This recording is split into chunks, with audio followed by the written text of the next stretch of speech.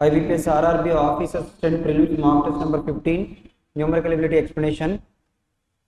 Question number 41 to 51 Simplifications. So అది చూడండి ఏమి ఇచ్చారో మనకి 49/11 minus root of 484. Root of 484 is equals to how much?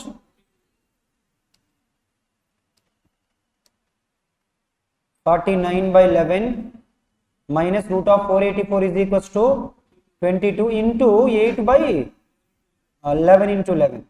Here 11 how many times? 11 times. So 9 minus చూడండి ఇక్కడ 9 minus 8 అంటే ఏమొస్తుంది? Okay, 11 2 times. 2 8s are 16. 9 minus 6 అంటే యూనిట్ ప్లేస్ లో 3 వస్తుంది. 3/11 అంటే సో 3 రావాలి. ఓకేనా? 49 minus 16 అంటే 33/11. 33/11 అంటే 3. Next question number 42. 20% of 360, 10% 36.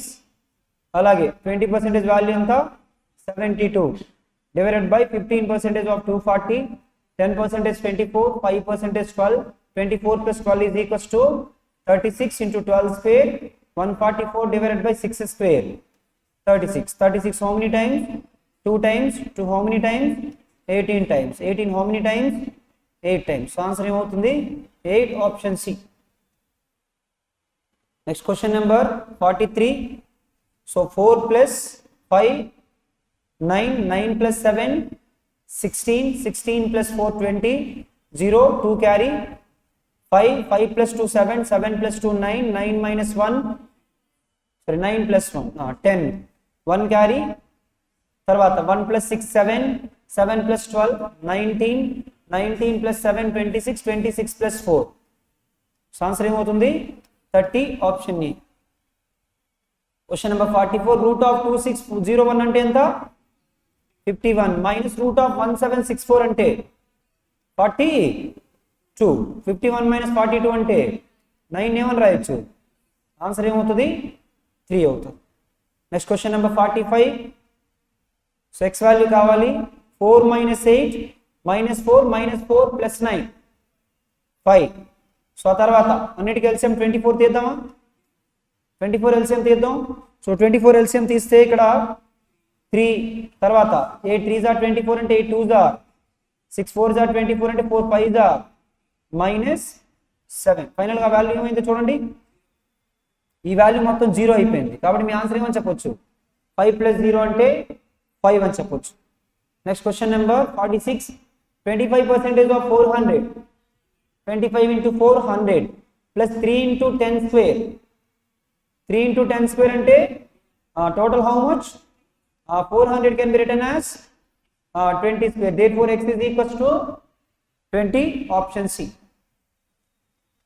Question number 47. So root of 169 అంటే 13. సో మనకి x వాల్యూ కావాలి. సో ఈ 13 తీసేయండి, ఇక్కడ 13 తీసి 310 అని రాయొచ్చా? ఓకేనా? ఈ 310 తీసేస్తే 450 ఇక్కడ ఇంకెంత ఉంటుంది 140 ఉంటుందా?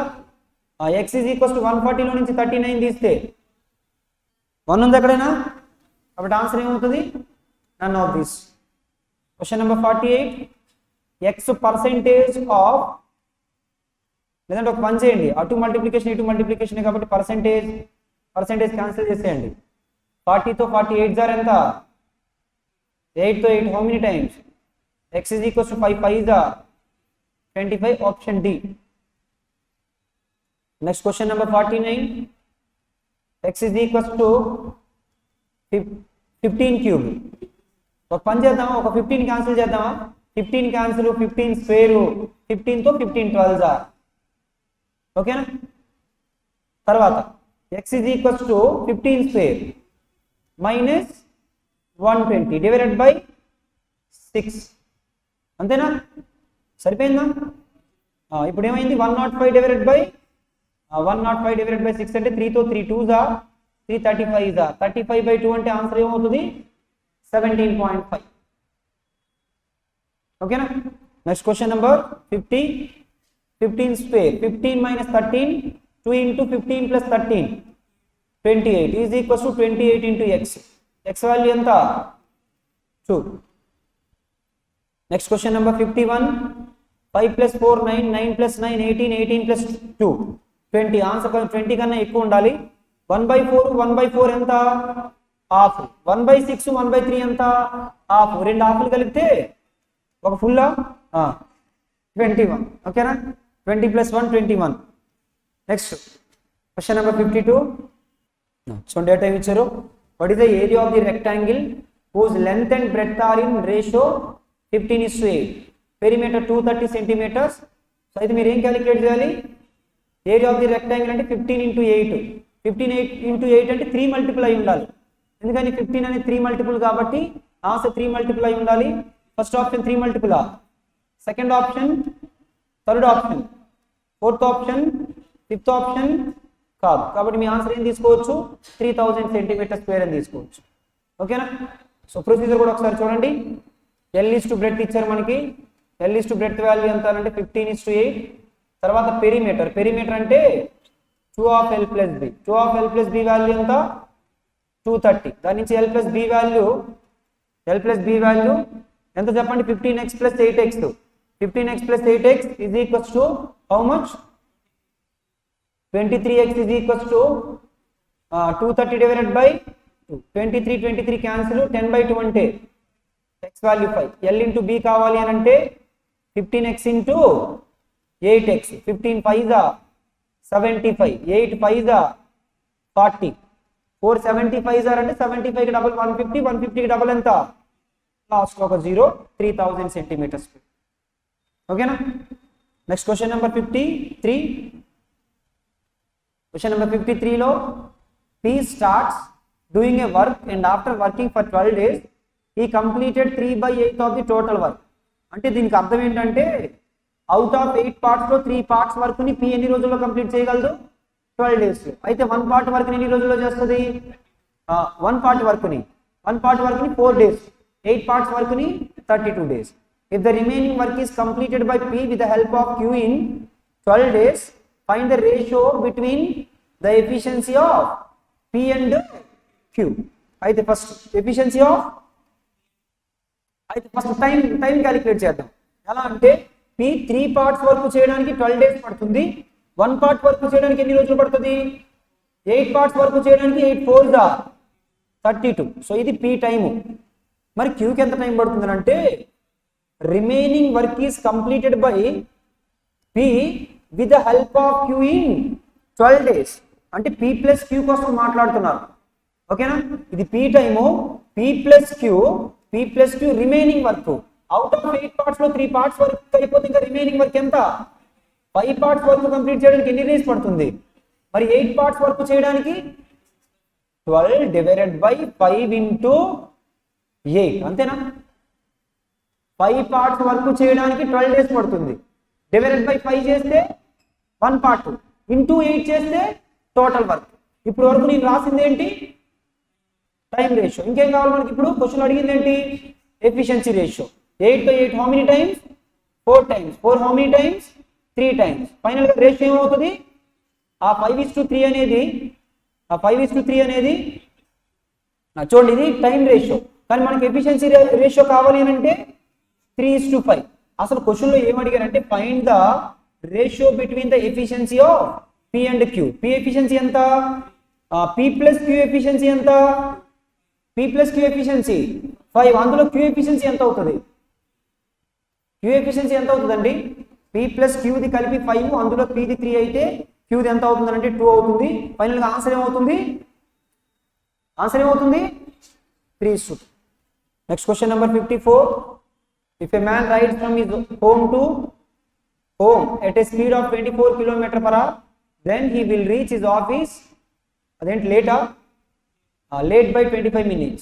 And if he rides at speed of 40 km/h, then he will reach 15 minutes early. Find the distance between his home to office. దానికి సంబంధించి మీకు ఏం ఫార్ములా చెప్పాను? సో ఆ టైప్ ఆఫ్ క్వశ్చన్స్ లో డిస్టెన్స్ క్యాలిక్యులేట్ చేయాలంటే డిస్టెన్స్ కాన్స్టెంట్ కాన్సెప్ట్ కదా. S1/S2 divided by S1 - S2 into delta T. S1 ఎంత? S2 ఎంత? డివైడెడ్ బై రెండింటి యొక్క డిఫరెన్స్ ఎంత? Into change in time. 25 minutes late, అలాగే 15 minutes అర్లీ. ఒకటి లేటు ఒకటి అర్లీ వాల్యూ ఉంటే ఏం చేయాలి, సమ్ చేయాలి. సో 25 + 15 అంటే 40 minutes బై 60 చేస్తే అవర్స్. సింప్లిఫై చేయండి ఏమొస్తుందో, ఈ 0 0 క్యాన్సిల్, 6 తో 6 how many times 4 times. So తర్వాత 4 తో 4 4 ద 4 4 గెట్స్ క్యాన్సిల్, ఫైనల్ గా 10 పక్కన ఒక 4 మిగిలింది అంటే ఏం మిగిలింది 40 మిగిలింది. మీ ఆన్సర్ ఏమవుతుంది 40 కిలోమీటర్స్. ఓకేనా. Next question number 55. 4 years ago, ratio of the age of A and B was 3:4. The average of present age of A, B, C is 26 years. C is 11 years younger than B. What is the present age of? ఇక్కడ B age ఎప్పుడు చెప్పండి. 4 years ago ఎన్ని parts, మరి 4 years ago 4 parts అయితే ఇప్పుడు ఎన్ని parts, 4 years ago 4 multiple అయితే ఇప్పుడే మల్టిపుల్ అవుతుంది. 4 మల్టిపులే కదండి అవుతుంది. 4x కి 4 యాడ్ చేస్తే 4 మల్టిపులే కదా. ఆన్సర్ ఏమై ఉండాలి, 4 మల్టిపుల్ ఎన్ని ఆప్షన్స్ ఉన్నాయి, ఒకటే ఆప్షన్ ఉంది కాబట్టి ఆన్సర్ ఏమవుతుంది ఆప్షన్ డి 32 years. ప్రొసీజర్ కూడా ఒకసారి చూద్దాం. ప్రొసీజర్లో ఏ 4 years ago అలాగే బి 4 years ago ఈ రేషియో మనకి ఏమి ఇచ్చారు 3:4. అలాగే average of present age of ABC అంటే A plus B plus C average 26 అయితే సమ్ ఎంత 26 × 3. అలాగే C is 11 years younger than B అన్నారు. సి అనేది బి కన్నా 11 years చిన్న. ఫస్ట్ అయితే ఏ ఏజ్ ఎంత, ఏ ఏజ్ ఎంత అంటే 3x + 4 అని రాయొచ్చా, ఎందుకని 4 years ago 3x ఇప్పుడు ఎంత 3x + 4. మరి బి ఏజ్ ఎంత 4x + 4.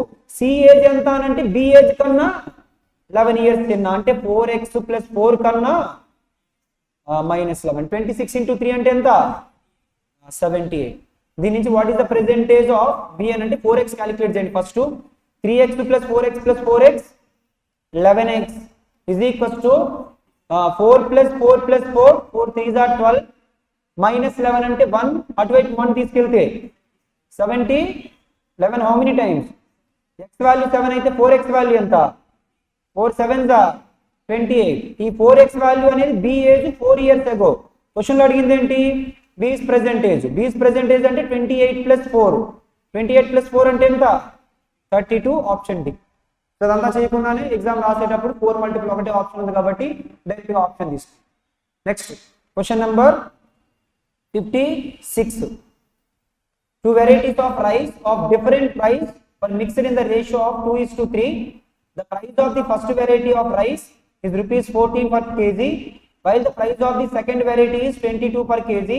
Then find the average price of the mixer. Average price అంటే weighted average కదా అడిగారు. ఫస్ట్ 2 పార్ట్స్ యొక్క యావరేజ్ 14, నెక్స్ట్ 3 పార్ట్స్ యొక్క యావరేజ్ 22. రెండు కలిపిన తర్వాత యావరేజ్ ఎంత, రెండు కలిపిన తర్వాత యావరేజ్ ఎంత అంటే 2 × 14 + 3 × 22 divided by 5. 2 14s are 3 22s are 66 + 28 90 divided by 5. 94 divided by 5 అంటే డివైడెడ్ బై 5 అంటే ఏం చేయాలి 94 డబల్ చేస్తే 188 18.8 అవుతుంది. ఆన్సర్ ఆప్షన్ ఏ అవుతుంది. సరిపోయిందా. Next question number 57. A boat takes 90 minutes less to travel 36 kilometers downstream than to travel same distance upstream if the speed of the boat in still water is 10 km/h. The speed of the stream is. First అయితే 90 minutes అనేది difference. దేనికి difference 36 kilometers down up stream లో వెళ్ళడానికి 36 kilometers down stream లో వెళ్ళడానికి ఆ time difference. Time taken in up stream minus time taken in down stream is how many minutes 90 minutes. Time taken in up stream అంటే up stream లో 36 kilometers US speed తో, down stream లో 36 kilometers DSS speed తో వెళ్ళడానికి 90 minutes పట్టింది. 90 minutes ని 90/60 90/60 అంటే ఏమని రాయొచ్చు 3/2 hours అని రాయొచ్చు. దీని నుంచి 3 తో 3 12s are ఓకేనా. So 12 divided by US. US అంటే already boat in still water 10 km/h ఇచ్చారు. 10 minus CS minus 12 divided by 10 + CS ఈ వాల్యూ ఎంత అన్నారు 1/2. ఖచ్చితంగా ఇక పైనుంచి మీరు దాన్ని కంటిన్యూ చేస్తే క్వాడ్రాటిక్ ఈక్వేషన్ వస్తుంది. మరి క్వాడ్రాటిక్ ఈక్వేషన్ వచ్చేటప్పుడు మీరు ఏం చేయాలి ఆప్షన్స్ వెళ్ళిపోవాలి. ఫస్ట్ ఆప్షన్ చూడండి, ఇక 2 పెడితే 12 divided by 10 - 2 8 minus 12 divided by 10 + 2 10 + 2 అంటే ఎంత 12. ఇది చూసినట్లయితే 1 అవర్ వచ్చింది, కానీ ఇది 1.5 అవర్ వచ్చిందా, వచ్చింది కదా. 4తో 4 3 టైమ్స్ 4 2 టైమ్స్ 3/2 - 1 అంటే 1/2 సరిపోయింది. కాబట్టి మన ఆన్సర్ ఏంటి ఆప్షన్ ఏ. ఇంకా మిగతా మీరు ఏ ఆప్షన్ ట్రై చేసినా ఆన్సర్ అక్కడ వరకు వచ్చిన తర్వాత ఆప్షన్స్ వెళ్ళిపోయాను. లేదు దాన్ని సింప్లిఫై చేస్తానంటే క్వాడ్రాటిక్ ఈక్వేషన్ వస్తుంది, క్వాడ్రాటిక్ ఈక్వేషన్ సాల్వ్ చేస్తే మీకు 2 వస్తుంది. నెక్స్ట్ క్వశ్చన్ నెంబర్ 58 నుంచి 61 వరకు ఏమి ఇచ్చారు చూడండి. సో డిఐ ఇచ్చారు, మీరు తొందరగా డేటా చెప్తే నేను రాస్తాను, తొందరగా అయిపోతుంది మనకి డిఐ. ఇక్కడ ఏమన్నారంటే total number of students in coaching centre, number of students who study quantitative aptitude. Subjects ఏమున్నాయంటే quantitative aptitude and logical reasoning. నేను తొందరగా రాసుకున్నాను ABCDE, అందులో క్వాంటిటేటివ్ ఆప్టిట్యూడ్ లేదంటే ఫస్ట్ టోటల్ గా ఇచ్చారు, టోటల్ క్యూ రీజనింగ్. ఫస్ట్ అయితే టోటల్ చూడండి ఎంత ఉందో 200, అందులో క్వాంటిటేటివ్ ఆప్టిట్యూడ్ ఎంత, మరి రీజనింగ్ తర్వాత 240 ఏది మిగతాది, తర్వాత 250 180 70 నెక్స్ట్ 300 250 తర్వాత 250 100 150. డేటా మొత్తం మన దగ్గర ఉంది. ఏ క్వశ్చన్ అడిగితే ఆ క్వశ్చన్ సాల్వ్ చేద్దాం. క్వశ్చన్ నెంబర్ 58 చూడండి. Find the ratio of the some of number of students who study quantitative aptitude in coaching centres A and B. A and B లో క్వాంటిటేటివ్ ఆప్టిట్యూడ్ ఎంత 360 is to number of students who study logical reasoning in coaching centres A and B. Logical reasoning A and B లో ఎంత 140. Final గా ratio ఏమని చెప్పొచ్చు 18:7, option C అని చెప్పొచ్చు. Next question number 59. Out of the total number of students who study coaching in coaching centre C. Coaching centre లో మొత్తం ఎంతమంది ఉన్నారు 250. How much percentage of number of students who study logical reasoning. How much percentage of number of students study logical reasoning. Logical reasoning ఎంతమంది చదువుతున్నారు. Out of the total number of students who study in coaching centre C, how much percentage of the number of students ఏది logical reasoning లో ఎంతమంది చదువుతున్నారు 70. అసలు యాక్చువల్గా అక్కడ question framing ఏంటంటే లాజికల్ రీజనింగ్ లో చదివే వాళ్ళు టోటల్ స్టూడెంట్స్ లో ఎంతమంది, అది ఎంత పర్సెంటేజ్ అని అడగాలి. క్వశ్చన్ యాక్చువల్గా ఇక్కడ ఆఫ్ పక్కన ఇది పెట్టకూడదు, టోటల్ స్టూడెంట్స్ పెట్టాలి. ఆ విధంగా క్వశ్చన్ తీసుకోండి. 52 times 55 times 514 times 14 2s answer ఏమవుతుంది 28%. నన్ ఆఫ్ దీస్ అంటే ఏ విధంగా చేసినా నన్ ఆఫ్ దీస్ వస్తుంది. Next question number 60. ఈ 10% of the total number of students who study coaching centre E left the coaching, then sum of the total number of students coaching center A and E now will be. A లో 200 ఉన్నారు, E లో యాక్చువల్గా అయితే 250 members ఉండేవాళ్ళు, 25 బయటికి పోయారు, ఇంకెంతమంది ఉంటారు ఆ రెండు కలిపి ఎంత. ఆన్సర్ ఏమవుతుంది option E. Next question number 61. Total number of students who study in coaching centre D. Coaching centre D లో ఎంతమంది ఉన్నారు 300. Is how much percentage of the total number of students who study logical reasoning in the same coaching center. Logical reasoning లో మొత్తం ఎంతమంది 50 into 100%. 50 how many times అంటే answer ఏమవుతుంది 600%, option B. ఓకేనా. ఇందా క్వశ్చన్ కూడా అలాగే చేయాలి యాక్చువల్గా. ఏది ఇది ఇక్కడ కూడా ఏంటంటే క్వశ్చన్ ఏంటంటే 250 divided by 70 into 100%. ఓకేనా. ఇది ఫైనల్ చేస్తే 100 కన్నా ఎక్కువ వస్తుంది కాబట్టి నన్ ఆఫ్ దీస్ తీసుకోండి. అంటే ఇచ్చిన క్వశ్చన్ ప్రకారం అయితే అది మనం క్వశ్చన్ మార్చి చేసాం దాకా. నెక్స్ట్ క్వశ్చన్ నెంబర్ 62 లో చూడండి. Find the ratio between the 100 sir question మారిందా. ఓకే 62 నుంచి తొందరగా డేటా చెప్పండి. ABCDEకి సంబంధించి ఏమి ఇచ్చారంటే average number of Android and iPhone users ఇచ్చారు. దాని నుంచి టోటల్ చెప్పొచ్చు. ఐఫోన్ ఆండ్రాయిడ్ యావరేజ్ ఇంటూ 2 చూస్తే మనకి ఏమొస్తుంది సమ్ వస్తుంది. ఫస్ట్ 6000 4000 ఇది 4000 2000 ఏది 3200 అయితే 6400 అది 4000 ఇదేంటి తర్వాత నెక్స్ట్ 6600 3600 3000 నెక్స్ట్ 5600 2000 3000 తర్వాత 3600, 1600, 2000, 5600, 2800, 2800. ఇది డేటా. మీరు ఎంత తొందరగా రాసుకోవడం అలవాటు చేసుకుంటే అంత మంచిది. ఎగ్జామ్లో కూడా మీరు రాసుకోవాల్సి వస్తుంది. Find the ratio between the Android users in city A and C. ఏసీలో ఆండ్రాయిడ్ యూజర్స్ ఎంత చూడండి, 24 + 36, 60 is to iPhone C and D together 20 + 16, 36. 6తో 6 10s ఆర్ 6 6 ఆర్, ఇంకా దీన్ని ఏమని రాయొచ్చు, 5:3, ఆప్షన్ బి అని చెప్పొచ్చు. Next question number 63. Android users in city E are how much more or less than city A. Android users కోసం ఏకి ఈకి డిఫరెన్స్ అడుగుతున్నారు. 2400, 2800. డిఫరెన్స్ ఎంత, 400, option A. Next question number 64. What is the average number of iPhone users in all cities. అన్ని సిటీస్లో కలిపి iPhone users యొక్క average అడుగుతున్నారు. ఎంత అవుతుందో చూడండి, 0 0 6 + 6 + 6 12 + 8 2 క్యారీ 6 9 11 12 14,000 డివైడెడ్ బై 5 అంటే ఏమవుతుంది, 14 double 2800. So option D. Next question number 65. IPhone users is what percentage of the Android users in city B. IPhone users ఎంతో చూడండి సిటీ బిలో, 36 is what percentage of 30. Simplify చేస్తే 0 0 క్యాన్సిల్, 3తో 3 12s ఆర్. ఆన్సర్ ఏమవుతుంది, 120%, option A. Next question number 66. Android users in city B and D together. B and D together Android users ఎంతో చూడండి, B and D 3000 + 2000, 5000 is what percentage more or less than the iPhone users in city A and C. ఎంత, 4000 + 2000, 6000. 6000 కన్నా ఎంత తక్కువ అంటే 1/6. 1/6 అంటే answer ఏంటి, 16.66%. 1000 divided by 6000 అంటే 1/6, 16.66%. క్వశ్చన్ నెంబర్ 67 నుంచి ఏమి ఇచ్చారు మనకి, క్వాడ్రాటిక్ ఈక్వేషన్స్.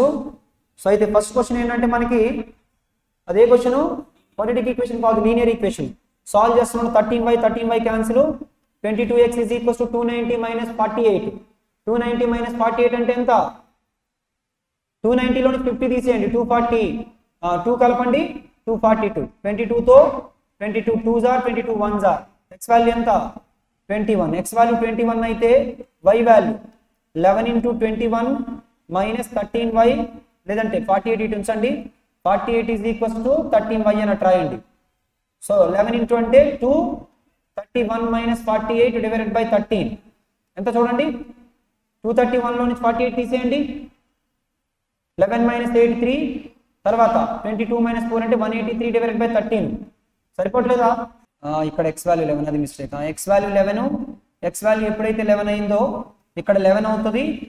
ఇక్కడ 11 ఎప్పుడైందో 11 11s ఆర్ 121 - 48. సో 121 - 48 అంటే ఎంత,